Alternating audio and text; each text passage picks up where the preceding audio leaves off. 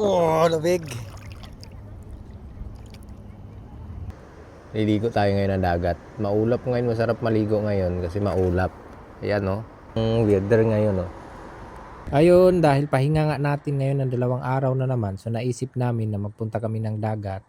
Medyo malayo nga ito galing sa apato namin dahil biyahiin pa namin ito ng halos 20 minutes papunta doon sa may dagat galing dito sa tinirhan namin ng bike. Ayun, at medyo sumang-ayon naman yung panahon ngayon dahil hindi maaraw, maulap, kaya sakto talaga yung pagpunta natin ngayon sa dagat. Sinamantala na nga namin itong pagpunta namin ngayon sa lugar na pupuntahan namin dahil sa susunod na mga araw or sa sunod na linggo, marami ng mga jellyfish ang maglalanguyan dito kaya hindi na kami pwedeng maligo. At dahil linggo nga ngayon, napakaraming namimingwit ngayon dito sa mga dinadaanan namin kaya nakakatuwa din tingnan yung mga isda na nakikita namin na palangoy-langoy na lang. Kaya ayun, sabi tuloy ng kasama ko, sana pala dinala na namin yung kawil namin ng makapagpamingwit na rin ng isda. Kaso iba naman yung pinunta namin dito, ligo naman yung pinunta namin. Kaya tara na, umpisa na natin lumangoy.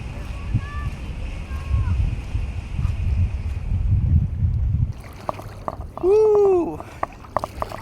Lamig. Dapat kanina ako dito pumunta mga 6:30 kasi yun yung pinaka high tide niya. Ayos lang naman. Yan tayo pumunta. Oh, lamig. Linaw oh. Tara langoy na.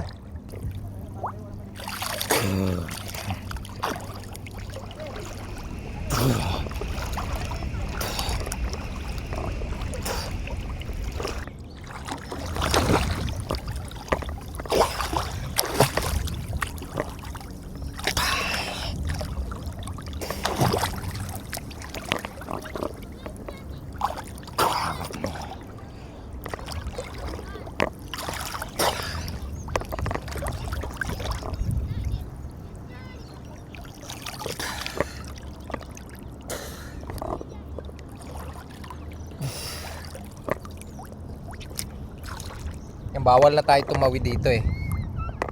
Diyan bawal na tayo tumawid dyan oh. Itong may lubid na to. Yun oh, pumupunta sila dun sa may Torii Gate para mag picture lang. Natuwa yung mga bata oh.